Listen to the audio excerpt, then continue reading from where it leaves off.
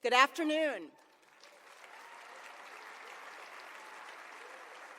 And welcome to the inaugural swearing-in ceremony of the 56th Mayor of the City of St. Paul.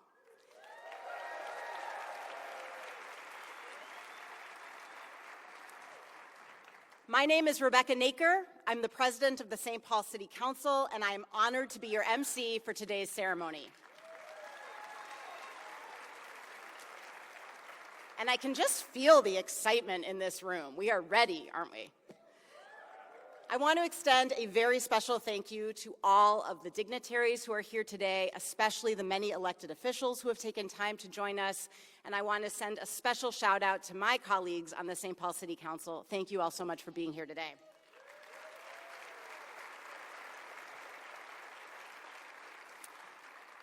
Now I invite you to please rise if you're able as we have the presentation of the colors. Leading the colors is the St. Paul Firefighters Local 21 Honor Guard. They're joined by the JROTC Color Guard from Harding High School Navy, Como Park Senior High School Marine Corps, Johnson Aerospace and Engineering High School Air Force, and some of our local Hmong veterans. Thank you for your service.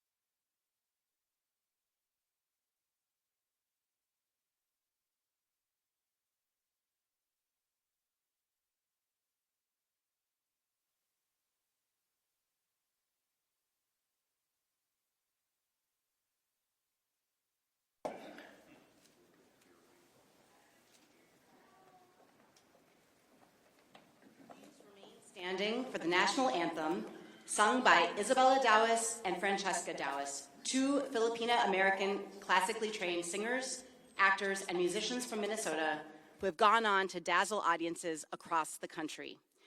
Isabella is the founder of the arts and media company Sans Rival and is the keyboardist for the local rock band Kiss the Tiger. Francesca is a violinist who recently performed on Broadway in Cabaret. She holds degrees from Stanford and Columbia and is a licensed psychotherapist and social worker.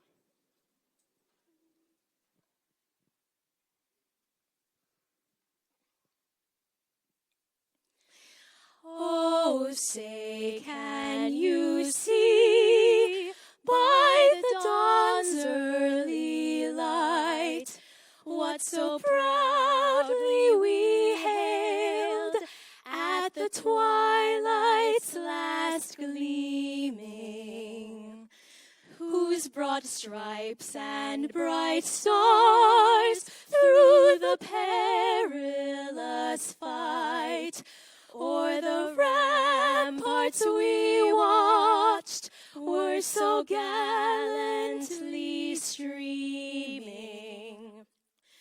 And the rocket's red glare, the bombs bursting in air, gave proof through the night that our flag was still there.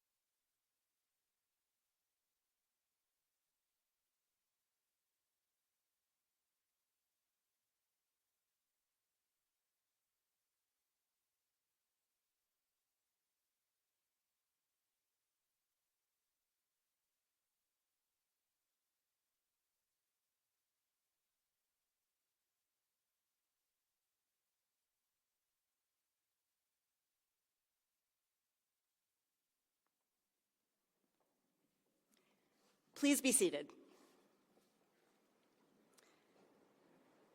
And can we give it up one more time for Francesca and Isabella? That was amazing.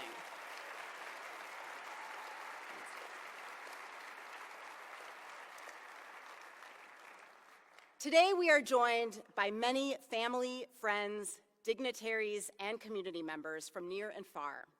Thank you all for joining us on this historic day as we celebrate Mayor-elect Kaohly Her as the 56th mayor of the city of St. Paul.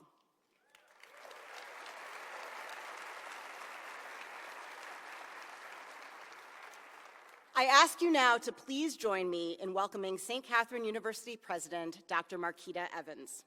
Dr. Evans became the 12th president of St. Catherine University on July 15, 2024.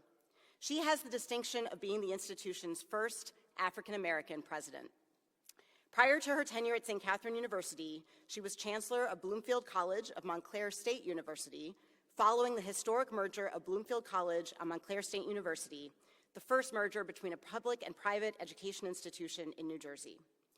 Prior to that, Dr. Evans served as Bloomfield's 17th president and was both the first African-American and first woman to lead the college in its greater than 150-year history.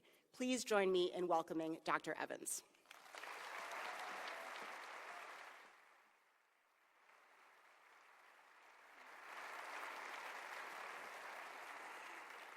Good afternoon and welcome, everyone. On behalf of St. Catherine University, it is my great honor to welcome you to our campus for this extraordinary and historic occasion, the inauguration of the mayor-elect. We are deeply proud to host this moment here at St. Kate's, a women's university rooted in the belief that representation matters, that leadership can and must look like the full richness of the communities it serves. Today, we celebrate history in the making as we again have witnessed the inauguration of the first woman and first Hmong person to hold this office. Yes, yes.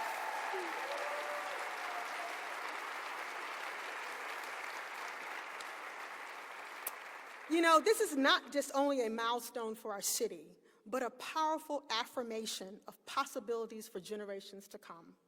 Before we proceed, though, it is important that we begin our land acknowledgement and reflection. We begin this program with honor and respect for being on the ancestral homelands of the Dakota people and for all the first people of this land who cared for our common home. We acknowledge the impacts of our history on our relationship with our indigenous sisters and brothers as we participate in a journey of listening, learning, building relationships, and advocating for, with American Indian nations, for a more just world for all. Thank you. Now, as a women's, let's give that land acknowledgement.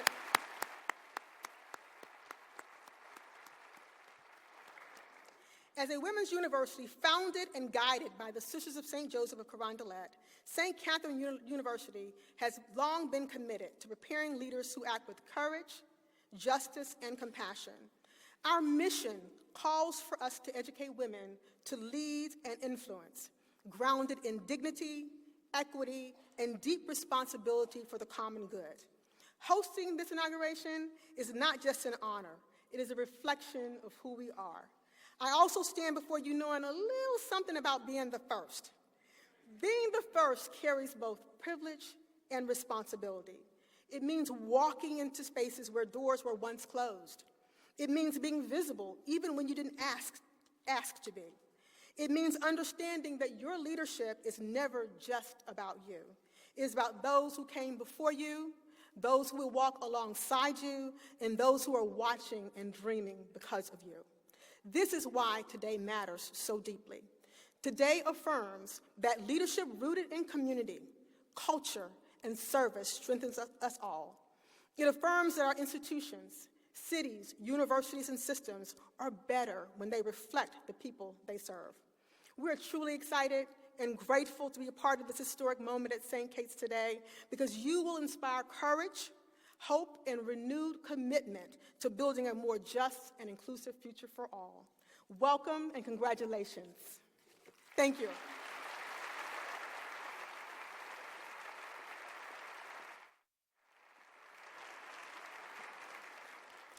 Thank you so much, Dr. Evans, and thank you for hosting us here at St. Catherine University. I now invite you to join me in welcoming Reverend Daniel Johnson, who will lead our opening prayer. Reverend Johnson is a United Methodist clergy and longtime friend and ministry partner of the United Methodist Hmong community in Minnesota. He has served for 45 years in a variety of roles, including superintendent of the Twin Cities District. In retirement, Reverend Johnson is currently the interim pastor of Park Avenue United Methodist Church. Please join me in welcoming Reverend Johnson.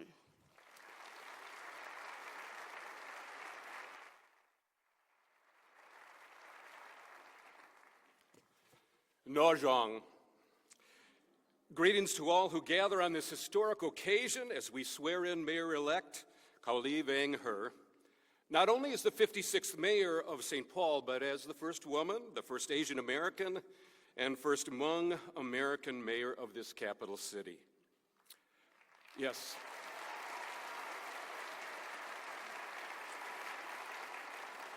And our gathering today is a wonderful capstone for the 50th anniversary of the Hmong immigration to the United States that was celebrated just this past year in 2025.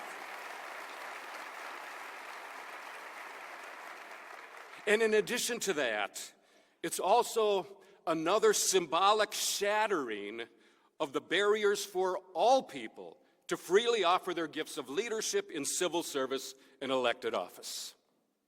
Yes, Kaohly Her is a political trailblazer, but you might not also know that she comes from a long line of spiritual trailblazers as well. Kaohly's grandparents were founders of the first Hmong United Methodist Church in the world, located here in St. Paul.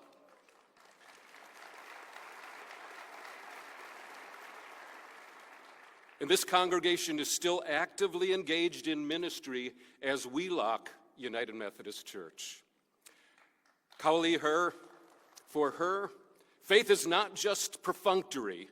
It grounds her identity, informs her discernment, and inspires her leadership. She invites us to center this service of inauguration in prayer. I invite you to join me. Gracious and eternal Spirit, creator of all people and author of peace and order, we gather today on the ancestral homelands of the Dakota people, near the banks of the Wakpa-Tonka, the great Mississippi River. This very place is a sacred watershed of ancient history and a source of new beginnings. We come together today as one community, woven from many threads, many languages, and many journeys, to witness this transition of leadership for our beloved city of St. Paul. We give thanks for Mayor Melvin Carter and his administration's stewardship of the resources of St. Paul over the past 8 years. Every new leader stands on the shoulders of those who have gone before. We give thanks for the mayor-elect's campaign and support teams that lay the foundation for effective transition. We call for a special measure of grace, O God, for Kaohly Her's extended family, for their patience with past civic roles, for their sacrifice through political processes, for their support through the journey of service that now lies ahead. In particular, O God, we lift up the mayor-elect's immediate family, Kong, Taylor, and Aiden. And now, O God of justice and love, we seek your blessing upon Kaohly Her as she steps into this mantle of responsibility. Grant her wisdom that looks beyond the present moment. Grant her courage to make the difficult choices that equity demands. And grant her a spirit of humility to listen to the voices that are often unheard.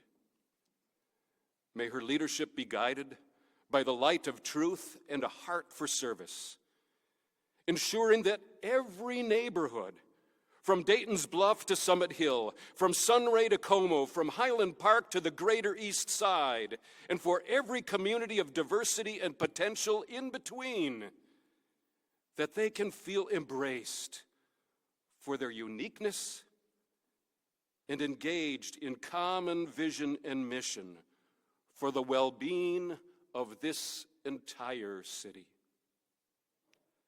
Finally, unite in spirit, we ask for blessing upon the people of St. Paul.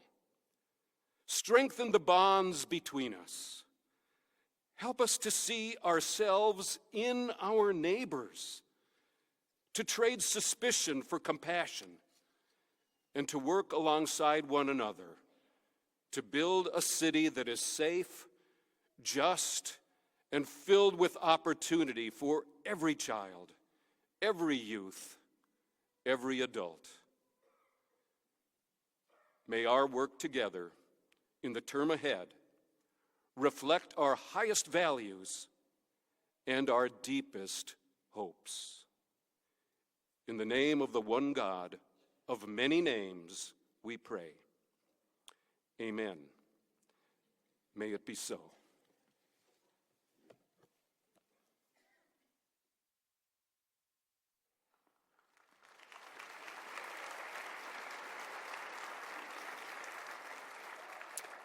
Thank you so much for your powerful words, Reverend. Now, please join me in welcoming our spoken word performance, written for Mayor-elect Kaohly Her by Saimukta Dwangkusaye Vongsaye. Saimukta is an award-winning Lao American artist and playwright, best known for her play Kung Fu Zombies vs. Cannibals, and I love that, and her children's book, When Everything Was Everything. She is currently the Mellon Foundation Playwright in Residence at Theatre Mu, a core writer at the Playwright Center, and a Jerome Foundation Artist in Residence at Camargo-Cassis, France. She will be performing this piece today with two powerhouses, Tish Jones and Representative Maria Isa Perez-Vega. Tish Jones is a poet, MC, and hip-hop theater artist from St. Paul.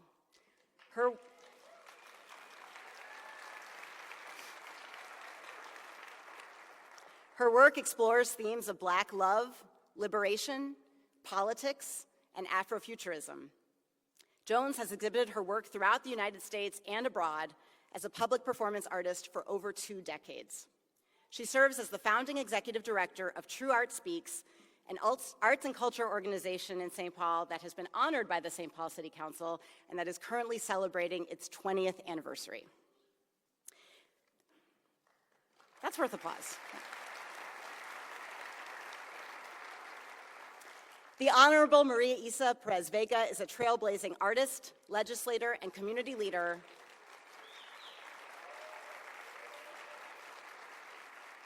from the West Side barrio of St. Paul. Her work as an artist blends Puerto Rican tradition, hip-hop, and Spanglish to amplify stories of justice, identity, and liberation. Maria Isa has toured internationally, released more than 15 projects, and has had her music featured across major film, television, and global media platforms. Elected in 2022, she made history as the only Boricua woman and hip-hop artist in the Minnesota State House of Representatives,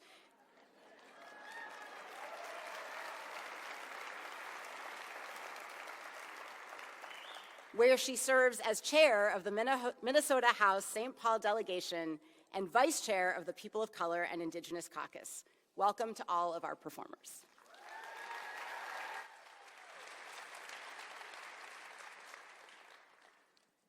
This poem is called And I Stand On. I asked a handful of my neighbors how I should begin this poem, and they all seemed to say, "Girl, we don't know." But here's what I heard. Start with the truth. And what I know to be true is that I love St. Paul. When I looked down at the end of the river, I saw that we did not all arrive the same. We passed through varied sands, dirt, and ground. We came through different doors. We floated here on different hopes and promises whispered into our ears. We followed. And we followed, the hands of new neighbors waving us into Battle Creek, into Midway, into Frogtown, into Highland. When I walked around my block, I heard different languages spoken, learning new ways to say the words home and roots and happy hour. I've made it a practice to wade down the river, El Rio, so that my hands could brush against others that are different from mine. In shape, in shade, in length, and in strength. And theirs too are carrying stories, wanting to be told. I've lived in mountains with roaming tigers and prairies where feather grass dance against my palms. I come from names mispronounced, from storybooks with missing pages, from ancestors who lifted me on their shoulders to feel the flats and the stone bluffs, to feel horizons they would never live to see. And I stand on. Once, I stood in front of a wall of faces, framed in power all the same. Decades of crisp suits, stern smiles, and 5 o'clock shadows. These have been the mayors of my beloved city. In the glass, my own reflection flickered. Steady and unafraid. And in that quiet corner right there, I saw a future for myself and every little girl who was never meant to be small. There has been pain. I don't want us to ignore that. There has been loss that's felt endless. Moments when we swallowed our own voices, the hurt stuck in our throats just to breathe. We've always known how hard it is, but we keep it moving anyway. Because we are still here. And I stand on, not broken by what we endured. Still hoping. Still loving. Still listening. Still whistling into the horizon. Still believing in tomorrow, even when today asked for too much. And we're together. We are not alone. Together with our stories, together with our joys and our scars in the same song. The future is listening, learning our names. Can I hear your name? What Can are I your hear names? your name? Say your names. Yeah. Maria Isa, look around at all of us. This is us. Not the television show, but our city. In our truths, in our differences, we still choose each other. Thank you. Thank you.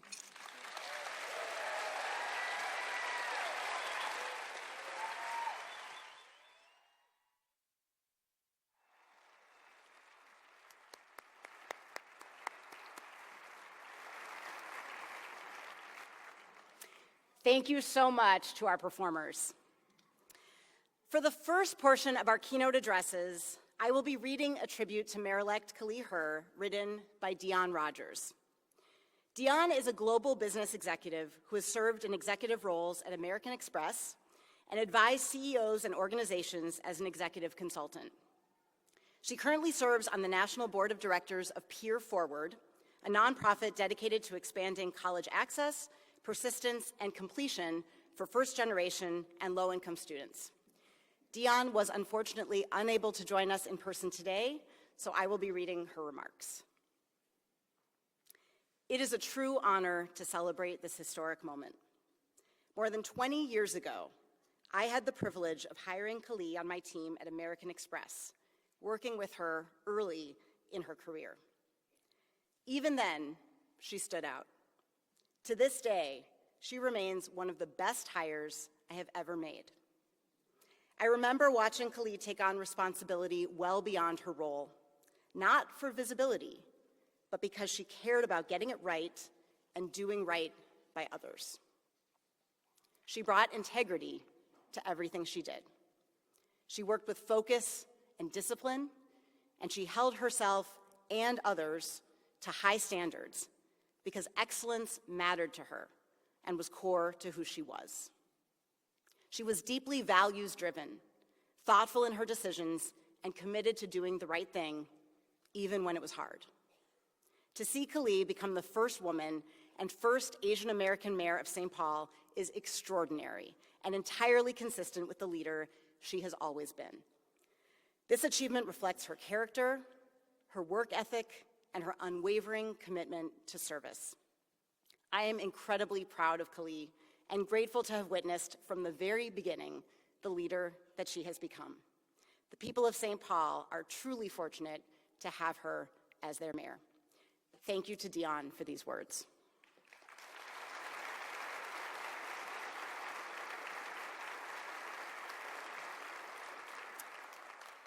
For our next address, I would like to introduce Bo Tao Urabe.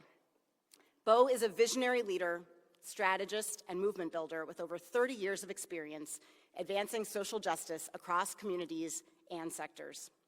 She is the co-founder of numerous organizations, including Rooted to Last, Coalition of Asian American Leaders, BMPP Giving Circle, New Chia, and Red Green Rivers. Bo has also held executive roles at various Asian American organizations, including Hmong National Development and the Women's Association of Hmong and Lao, among other national organizations. She has been widely honored for her impact with numerous awards, some of which include a Bush Fellowship and the Governor's Champion of Change Award. And she has been recognized by both the City of St. Paul and the state of Minnesota. Please join me in welcoming Bo.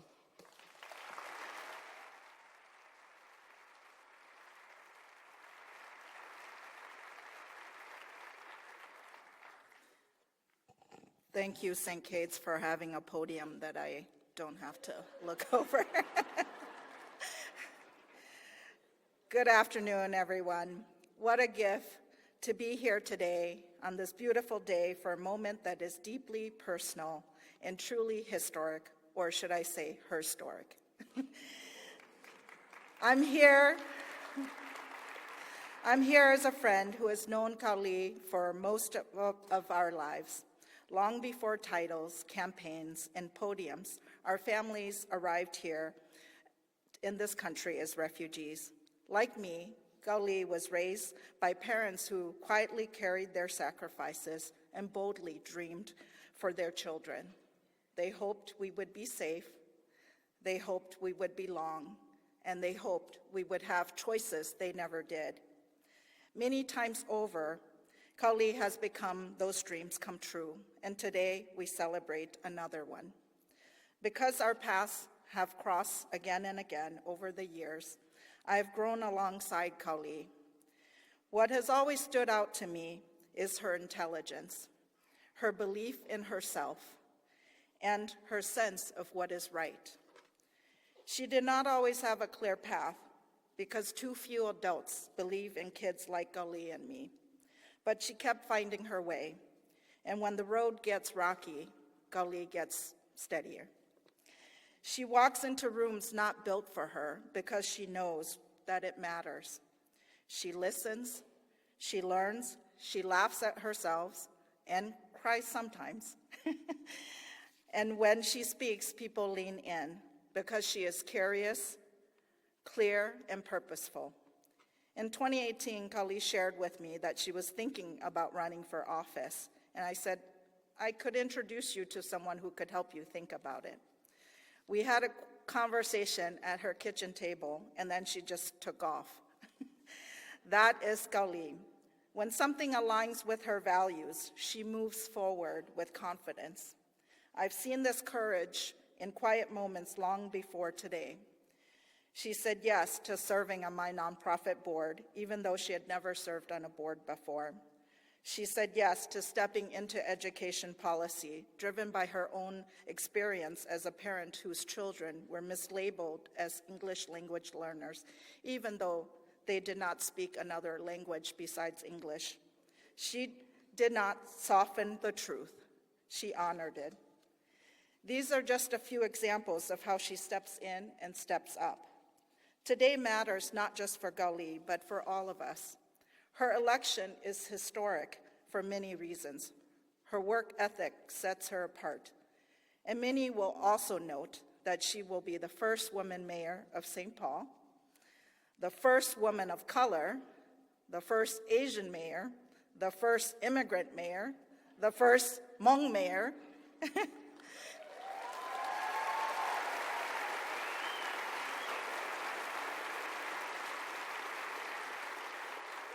and yes, those firsts are not just milestones, they are her teachers.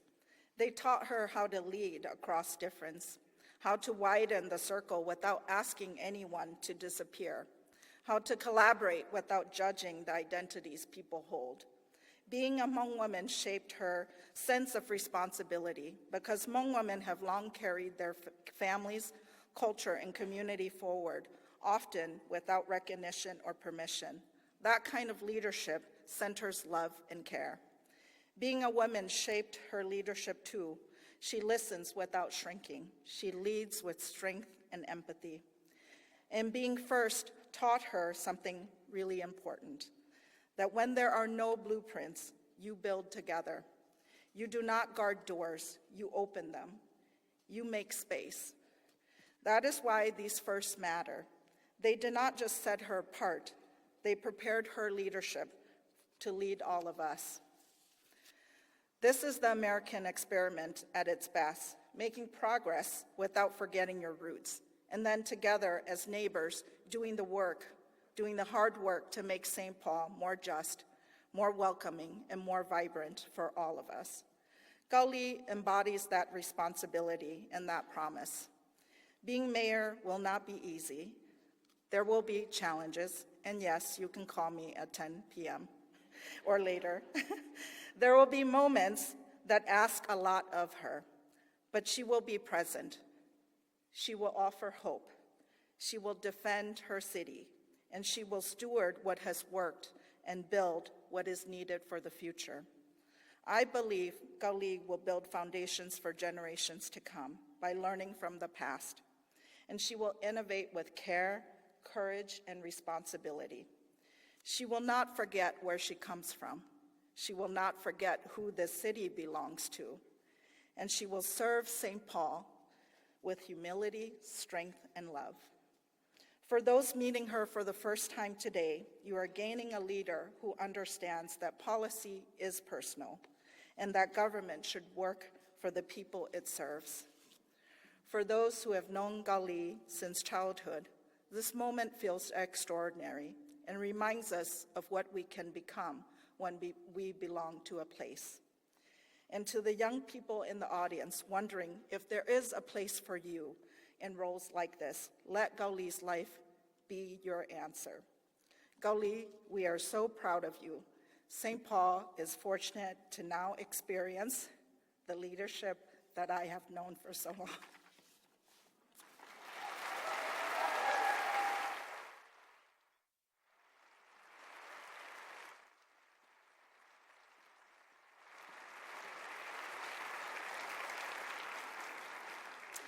Thank you so much, Bo. And now, please allow me to introduce you to State Representative Ginny Cleavorn. Representative Cleavorn is the current co-chair of the State Government Finance and Policy Committee. She represents the communities of Plymouth and Medicine Lake in the northwest suburbs of Minneapolis. Representative Cleavorn and Mayor-elect Her joined the legislature together in 2019. Together, they supported issues uplifting economic opportunities for women, children, and families. Please help me welcome Representative Cleavorn.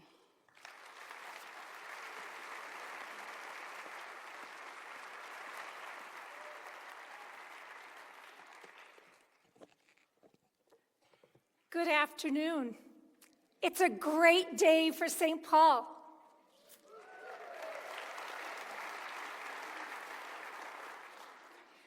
I first came to St. Paul 45 years ago.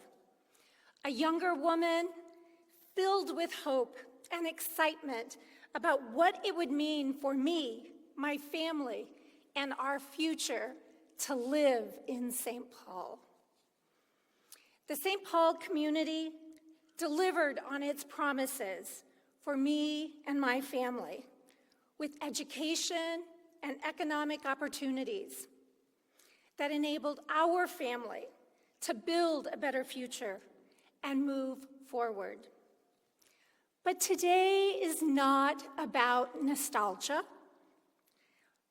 Today is about the beginning of a new era of hope and opportunity.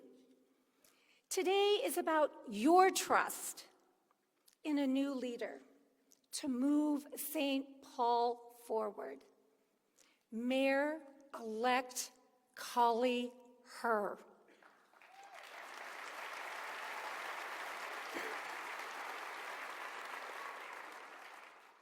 I'm here today to celebrate each of you with the bright future that is before us. But I have no crystal ball for the future, but I can tell you what I know about Mayor-elect Kaohly Her.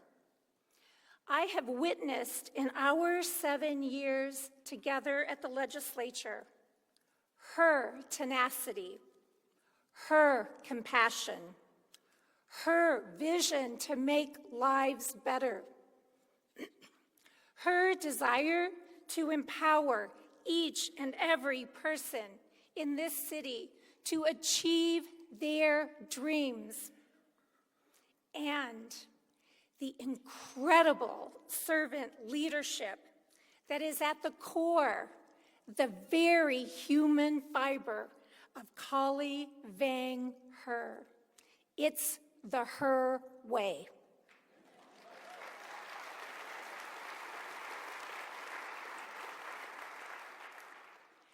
Our time at the legislature, our 4 terms together, well, they have been anything but ordinary. I've seen the extraordinary work of Kaohly. As one of the first elected Hmong American women, Kaohly stayed focused and effective. She built relationships and very diverse coalitions that were necessary to pass significant, life-changing legislation for her community and for our state. When I asked then Representative Kaohly Her, "Why are you running for mayor? What's your goal? You're doing great work at the Capitol. You can still do more." Her response? Crystal clear. "I'm running for my community." In our conversation, she talked about the beautiful diversity of the people of St. Paul, their voices. She talked about real human needs of individuals. She talked about concerns for the economy. And she talked about building opportunity for generations to come.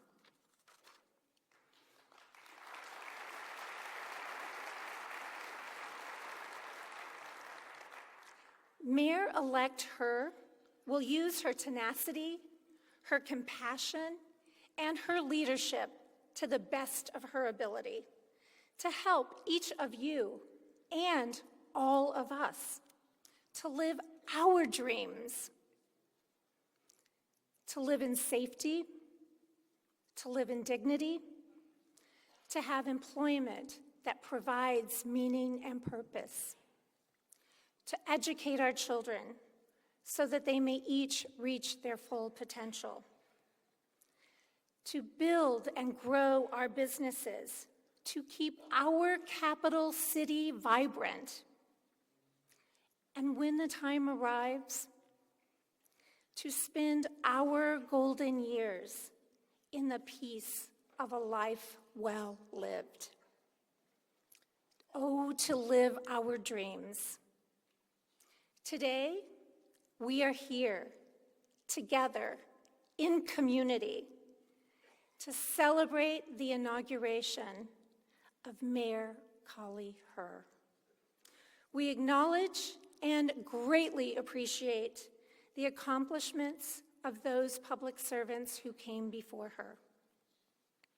Today, At this inauguration, we put our trust in Kaohly Her as she accepts her oath of office.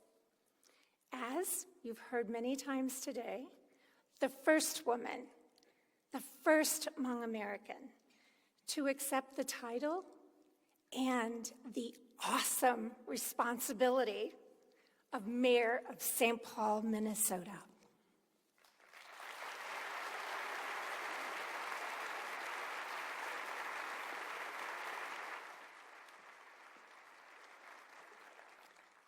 Thank you so much, Representative Cleavorn. And now it's the moment we've all been waiting for. Because I don't know about you, but I'm getting tired of saying Mayor-elect Kaohly Her, right? Let's just make this official. So now joining us on stage to administer the oath of office is Reverend Daniel Johnson, whom we heard from earlier, a longtime family friend. And joining Mayor-elect Her on stage as well is her husband, Kong, their children, Taylor and Aiden, and her father, Chutsu. Off stage, Mayor-elect Her's mother, Jua, and her siblings and their families also join us. The oath will be taken on their family Bible.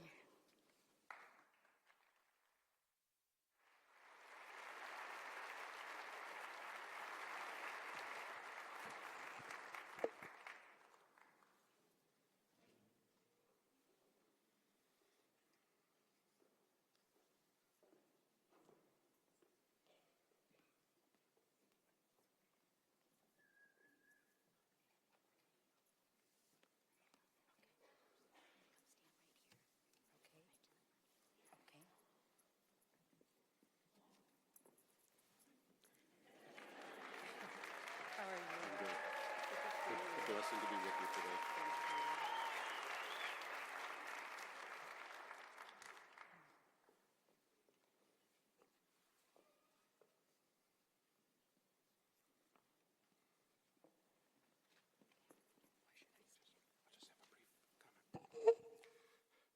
Residents and friends of St. Paul, we are gathered in community to witness a sacred promise. An oath of office is more than a legal formality. It is a covenant between a leader and the people whom she serves. It is a vow to hold the public trust with integrity, justice, and compassion. Kaohly, you have been called by the people of the city of St. Paul to serve in this office. Are you ready to take this oath?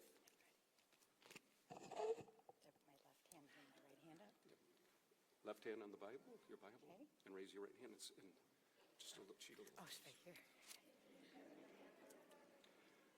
I, Kaohly Her, I, Kaohly Her, do solemnly swear do solemnly swear to support the constitutions to support the constitutions of the United States of the United States and of the state of Minnesota, and of the state of Minnesota, and to discharge faithfully and to discharge faithfully the duties devolving upon me the duties devolving upon me as the mayor of the city of St. Paul, as the mayor of the city of St. Paul, to the best of my judgment and ability. to the best of my judgment and ability. Kaohly, you have made this promise before your family, your neighbors, your colleagues, and this city. May you be granted the wisdom to lead with clarity, the strength to act with courage, and the grace to serve all people of St. Paul with a humble heart. It is my deep honor to present to you the next mayor of the city of St. Paul, Kaohly Her. Thank you.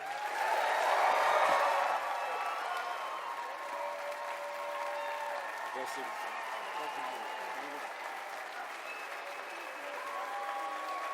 Chutsu, my brother.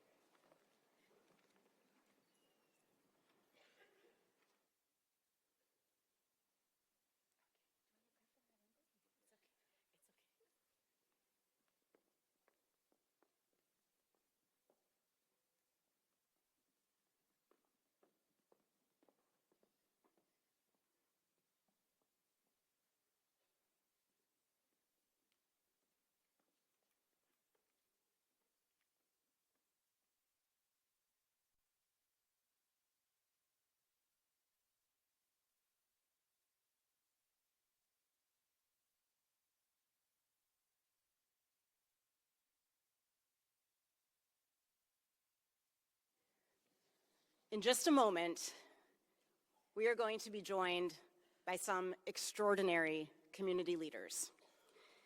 Debbie Montgomery, the first woman to become a St. Paul police officer and the first Black woman elected to the St. Paul City Council. Senator Mary Kunesh, the first Indigenous Minnesota State Senator.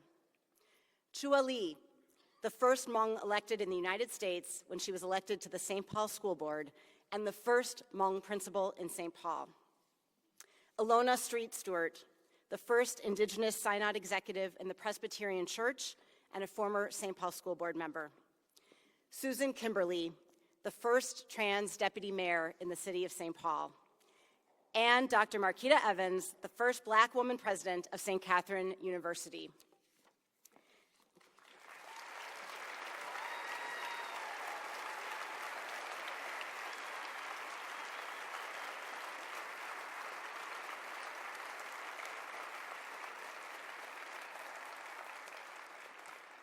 And if you notice, they're leaving a little bit of space in between themselves for one other extraordinary leader who we're about to welcome back to the stage. Family, friends, dignitaries, and community members, ladies and gentlemen, I present to you the 56th mayor of the city of St. Paul, the Honorable Kaohly Her.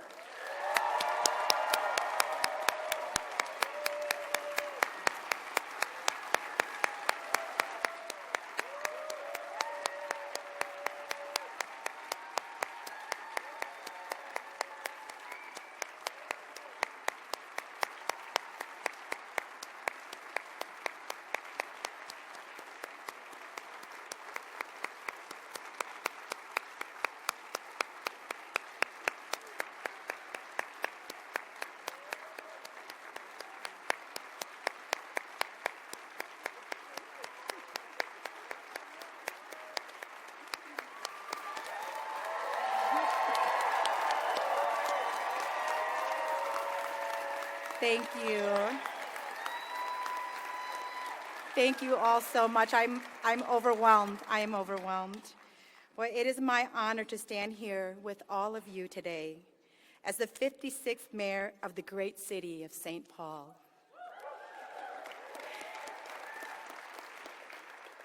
I want to specifically thank the people who helped me get here today.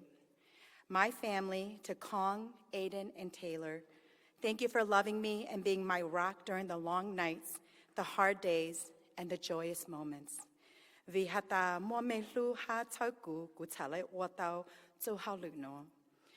want to thank St. Kate's for hosting us today, that when we thought about where we would be doing this swearing in, it was so important that we honored the fact that there is an all-women's institution here that has been teaching and educating women for many generations. And so thank you, St. Kate's, for hosting us here today.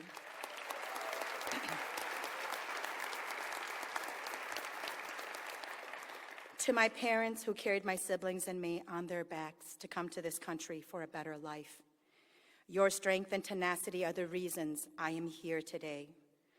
When I entered this race with just 3 months to campaign, I was told it would be impossible to win. The people who said that did not know that I was raised by parents who were relentless in their pursuit of safety, security, success, and the American dream. Despite the challenges or the impossibilities before you, such as language barriers, lack of opportunity, systemic and structural racism, poverty, you persisted and persevered. It was your lessons of Chita Kaohly Her, Watlanchi la Yoju, Jaosha ha Shiju, Oshande, Ha Javanju, Yakatsu Hauke. To my campaign team, I owe you a debt of gratitude. You are a dream team. In a time when politics is divisive and hostile, you represent all that is good and the possibility of what can be. Your compassion, care, empathy, and love, and your keen political analytics centered this campaign. You are the reflection of all of the best parts of who I am. I could not imagine this journey without each and every one of you. to the volunteers who knocked on thousands of doors, almost 40,000 to be exact, and the organizations and elected officials who had the political courage to speak out and support me in the earliest days of this campaign, especially when it was personally challenging. Your support means more to me than I will ever be able to express. To Mayor Melvin Carter, thank you for your many years of service to our city. You led our city through extremely challenging times. The work that you did laid the foundation for this new administration to springboard from. I started my political life working for you, and I will always be grateful for that opportunity. Thank you all for being here today.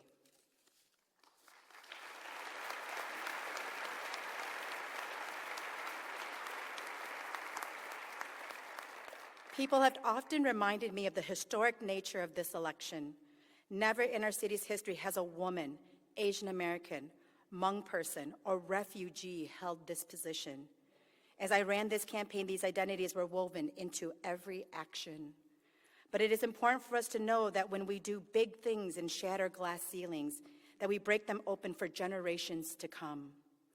Across our city, young women, my Hmong family, and refugee and immigrant communities will know that no office is too high for them to dream of or reach. I may be the first in some of these categories, but I will not be the last. The strong women standing with me here on stage broke barriers. It is because of their achievements that we keep opening new doors and shattering ceilings. No woman accomplishes something big without standing shoulder to shoulder with the women who did it before them. Thank you. I am so honored to have you here with me today. Thank you.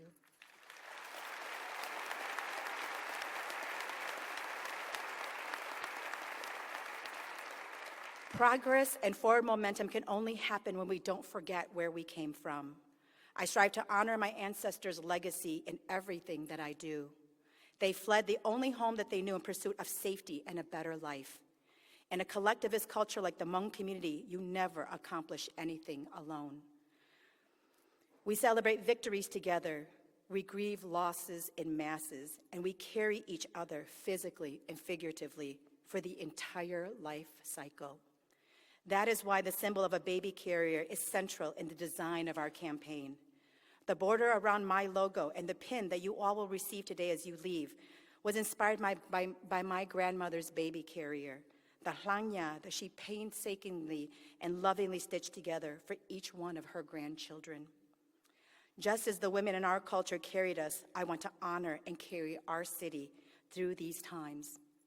The truth is, we have so many opportunities ahead of us to take big, bold steps to move St. Paul forward. But there are also significant challenges we must face first. We have a federal administration determined to make life more difficult for all of us here. Whether it is cutting funding to our city or targeting our neighbors, we are facing an unprecedented incursion that we must meet head on. That is why I'm committed to working with the City Council to establish ordinances to rein in their power, from banning them from organizing in our public parks and spaces to implementing a ban on mask covering. One thing we know about this administration is that they won't play by the rules. But it is important we stand up for our neighbors and set those rules first.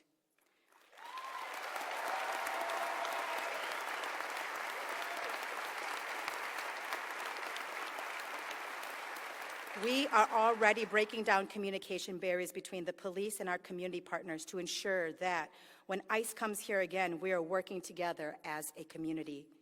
Let's not forget who is the aggressor here, who is the one tearing families apart, who is targeting people by the way that they look or how they sound. Working together in solidarity is the only way to weather through these next few years. I am determined not to allow this federal administration to turn us against each other.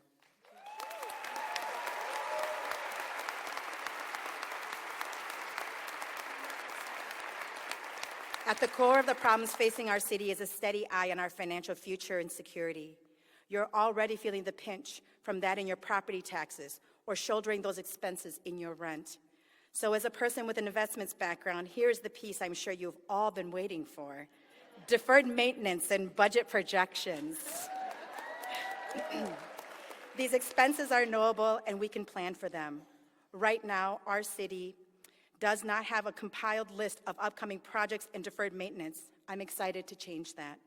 But based on the back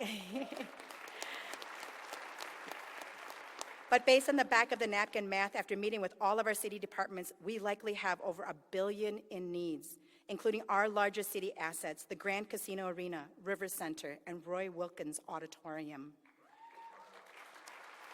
From our outdated fire training facilities to our libraries, we need to plan to maintain and rebuild our public assets. I am excited to build that. Those who have worked with me at the Capitol know that I will never come to you without numbers, data points, or a plan. My strongest belief is that if we ask our state partners for help, we need to come with a sustainable strategy in hand so that we don't keep asking for money every couple of decades. I'm excited to accomplish that. Finances and getting our government back to doing the basics right may not be flashy, but it is important for every facet of our city, from renters to business owners to visitors to homeowners. My commitment to the city is that we will get back to the basics of running our government right.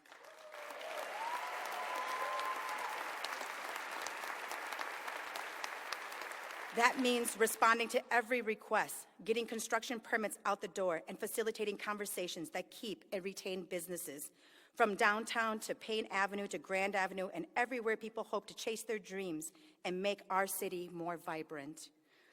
I made this commitment to all of you on election night, and I hope in the 2 months since you've seen it to be true. I will always show up. We're a large city, but a small community. Being connected matters. Knowing what's going on in every corner of our city matters. It's how I can best fight for you as your mayor. As I close, I would be remiss if I didn't mention and honor the people who aren't here with us today. First, my maternal grandfather, Colonel Nyasu Yang, who fought in the Secret War and also achieved many firsts. He was the first Hmong Methodist pastor in the world and the first Hmong police chaplain in the country under Mayor George Latimer.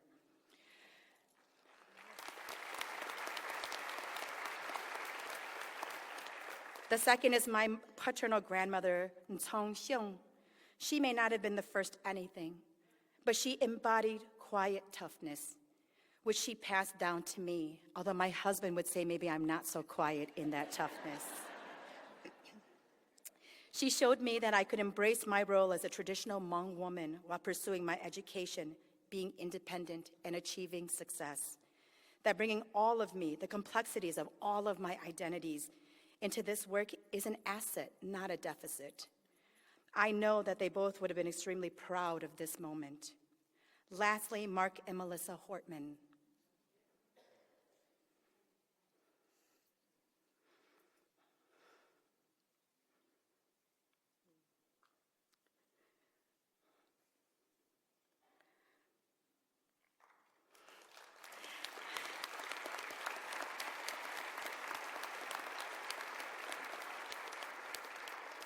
Melissa's legacy and words wrapped themselves around my heart after her death.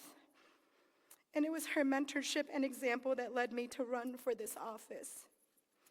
Those of us who had the privilege of witnessing Melissa's leadership up close know she was never about the long speeches which she would tell me to wrap it up because it's too long, or the photo ops. She was an in-the-weeds, hardworking, putting people first kind of leader. I can't see my notes now. Mark was a shining example of the support we should all need and want in good times and bad. Every step of the way, he was there giving us new ideas, taking care of us through the long nights, and being the rock who supported Melissa as she led our state. His legacy is a reminder that none of us can do this work alone, and we all need people to guide and love us behind the scenes to keep us on track and accomplish the biggest goals on behalf of those who need our help. Melissa made us better representatives by expecting us to fight for our seats and the right to represent our constituents. Civic choice matters. It is important, and that's what we gave to the city of St. Paul. Sorry about that.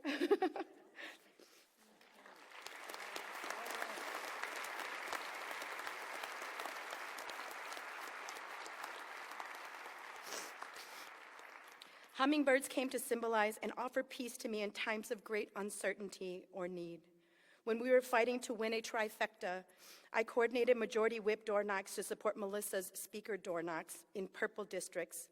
While door knocking for Representative Christy Purcell, I saw my first hummingbird ever in my entire life. It was so close that I could touch it. Then again, when door knocking in Hermantown in the following cycle, when we prevented a Republican majority, sorry, my Republican friends, in the House.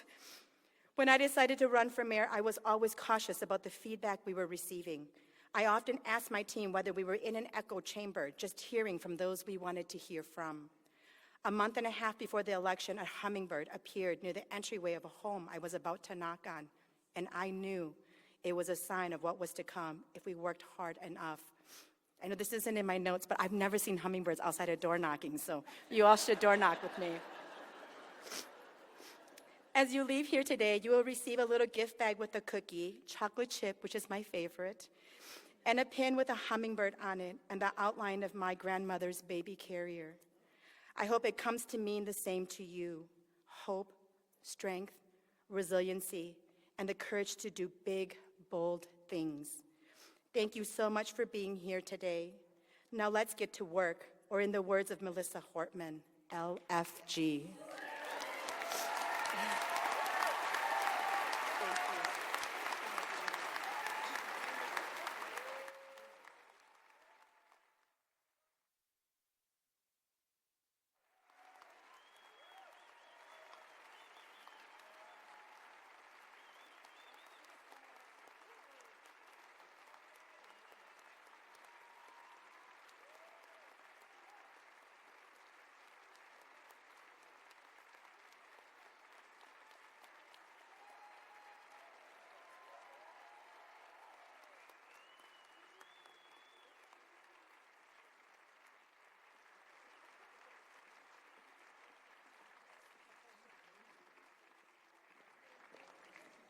Please remain standing, for the closing benediction by Reverend Johnson.